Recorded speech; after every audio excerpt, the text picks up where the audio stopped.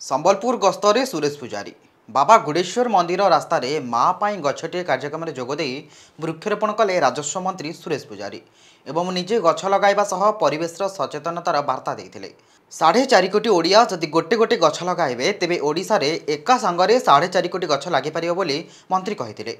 तेबे से ही अवसर में ओडिशा सरकार पक्षरु नोटिस जारी होइथिबा जबरदखल उच्छेद प्रसंग नहीं जबरदखलकारी को छड़ा जीव नाही बोली कहिथिले। घरटीए पाई झोपड़ी करी रहुथिबा 4 डिसमिल जमी रखिथिबा गरीब अपेक्षा एथर प्रभावशाली जबरदखल उच्छेद करा जिवो बोली मध्य कहिथिले।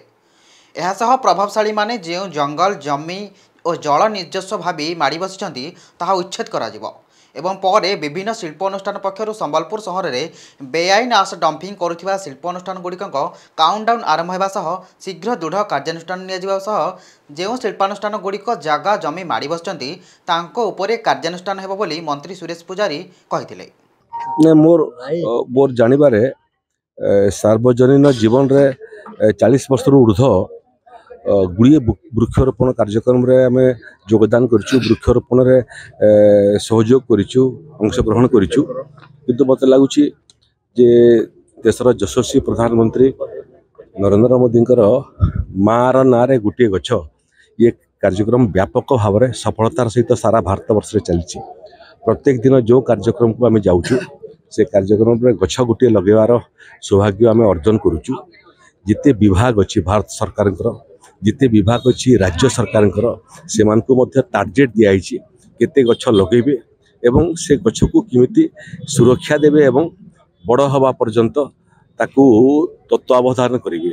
सामाजिक संगठन माने मध्य करुचंती। आज से क्रम रे संबलपुर रे मध्य वृक्षरोपण कार्यक्रम जो देखुचंती आपण रिंग रोड उभय पक्षरे पटरे एभलिया वृक्षरोपण कार्यक्रम पथिक को छाई मिलिबो एवं फल वृक्ष मध्य रोपण करा होची जो छोट छोट छुआ मैंने जो मैंने आजिकल आम समय जो फल खाइबार रास्ता रे पथर फिंगिक फल खाइबार सौभाग्य आमको मिलता। आजिकल छुआ मैंने नुआ फल कौन जानू ना से नुआ नुआ फल बाबद जानवे फल खाइबार सुजोग एवं सौभाग्य पाइबे। तेणु सबुज भारत वर्ष गठन करने सबुज ओडिशा सबुज संबलपुर गठन करने वृक्षरोपण एक महत्व कार्य आम आशा करुँ। 4.5 कोटी लोक समस्ते जदि गोटे गोटे गछ को लगेबे और गोटे गोटे गछर तत्वावधान दायित्व नेबे ताले 4.5 कोटी गछ ओडिशा रे हेई पारिबो।